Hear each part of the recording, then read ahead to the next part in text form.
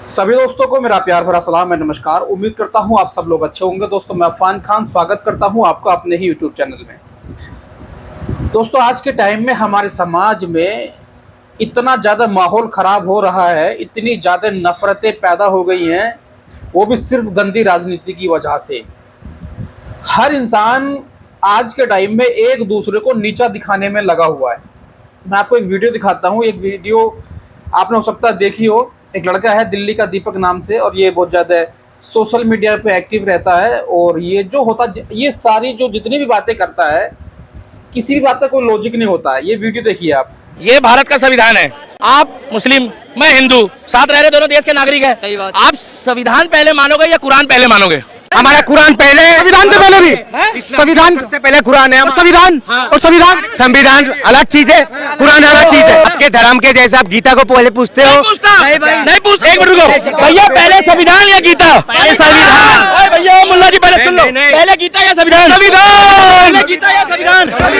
पहले गीता या संविधान? अब ये बताओ कि इस वीडियो में जो ये बातें करना चाह रहा है, इसमें ऐसी कौन सी लॉजिक वाली बात है? एक मुल्ला जी से पूछ रहा है कि आप ये बताइए कि आप संविधान को पहले मानते हैं या कुरान को पहले मानते हैं। अब ये उसकी आस्था के साथ में खिलवाड़ कर रहा है। ये कौन सी लॉजिक वाली बात हो गई? अगर कोई आपसे पूछे कि आप अपनी मम्मी को ज़्यादा मानते हैं या अपने पापा को ज़्यादा मानते हैं, या मम्मी को पहले मानते हैं या पापा को पहले मानते हैं, मानते तो आप दोनों को ही है ना। तो अगर वो व्यक्ति ये बोल देता कि भी मैं संविधान को नहीं मानता हूं, तो वो मान लीजिए गलत था अपनी जगह पे। लेकिन उसने ये तो नहीं कहा ना कि मैं संविधान को नहीं मानता हूं, वो बोलता कि मैं संविधान को मानता हूं मैं। लेकिन भाई मैं तुझे एक बात बता दूं, संविधान जो था वो 1949 को लिखा गया था और 1950 में लागू हुआ था। और हमारा कलाम पाक जो है, हमारा कुरान जो है, तो लगभग 1400 साल पहले जो है वो नाजिल हुआ था। और हमारा कुरान जो है वो एक आसमानी किताब है। तो आप मुझे बताइए कि हमारी आस्था के साथ में ऐसे लोगों को पकड़ पकड़ के उनकी आस्था के साथ में क्यों खिलवाड़ कर रहे हो भाई? क्या आप संविधान को पहले मानते हैं कि कुरान को पहले मानते हैं?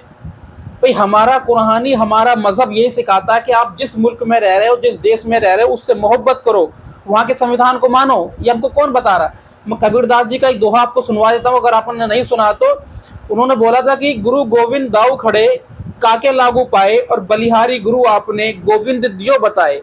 यानी कि उन्होंने जो है ना, भगवान से भी जो बड़ा दर्जा अगर किसी को दिया तो वो गुरु को दिया है। गुरु को इसलिए दिया है ताकि भगवान तक पहुंचने का रास्ता किसने बताया? गुरु ने बताया ना। तो हमारा जो मजहब है, हमारा जो कुरान है, हमको ये बताता कि आप जिस मुल्क में रह रहे हो, जिस देश में रह रहे हो, उससे मोहब्बत करो, वहाँ के संविधान को मानो। तो ये हमारी आस्था के साथ में क्यों खिलवाड़ किया जा रहा है भाई?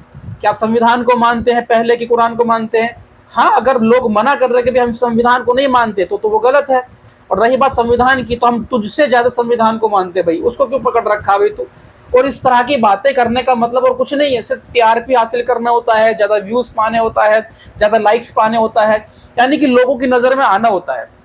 तो इस तरह की बातें, इस तरह की जो गंदगी है वो समाज में फैला के लोगों के अंदर नफरतें भरी जा रही हैं। तो ऐसी चीजों से दूर रहें। और दूसरी बात मैं आपको बताना चाहता हूँ कि भाई भाईचारा कायम रखें, इस तरह से नफरतें दिलों के अंदर पैदा ना करें। अगर आप हमारे ज़माने में जाएंगे, जिस एज का मैं हूँ, अगर आप हम अपने बचपने में जाएं तो वहाँ पर किसी भी तरह का कोई भेदभाव नहीं हुआ करता था। हम हिंदू मुस्लिम जितने भी होते सब एक थाली में बैठ के खाना खाते थे। हमारे आज भी अगर हम दोस्तों की अगर बात करें तो हमारे मुस्लिम से ज़्यादा दोस्त हमारे हिंदू हैं। लेकिन हमारे अंदर किसी भी तरह की कोई भेदभाव नहीं थी। लेकिन मैं कुछ समय से देख रहा हूँ इन नफरतों की वजह से, गंदी राजनीति की वजह से हमारे समाज के अंदर जहर घोल दिया गया है। लोगों के अंदर भेदभाव पैदा करने की कोशिश की जा रही है। तो दोस्तों इस तरह से मत कीजिएगा, आपस में सब लोग मिलजुल के रहिएगा। और जितनी भी गंदी राजनीति करने वाले लोग हैं ना, जब हमको कोई मुसीबत पड़ती है, कोई परेशानी पड़ती है, तो हमारा पड़ोसी ही हमारा दोस्त ही काम आता है। आप अगर मान लीजिए खुदा ना खास्ता कभी ऐसा हो कि किसी के एक्सीडेंट हो जाए, किसी की दुर्घटना हो जाए और उसको ब्लड की ज़रूरत पड़े, तब वहाँ पर लोग नहीं देखते हैं कि ये हिंदू का है कि मुस्लिम का है कि सिख का कि ईसाई का है, तो फटाक से ले लेते हैं। तो किसी तरह का भेदभाव ना करें, आपस में मिलजुल कर रहें और आपस में मोहब्बत और इखलास के साथ में रहें। ऐसे लोगों की बातों में ना आए। ठीक है भाई, वीडियो अच्छा लगा हो तो लाइक कीजिए। मिलते हैं नेक्स्ट वीडियो में, तब तक के लिए जय हिंद, जय भारत।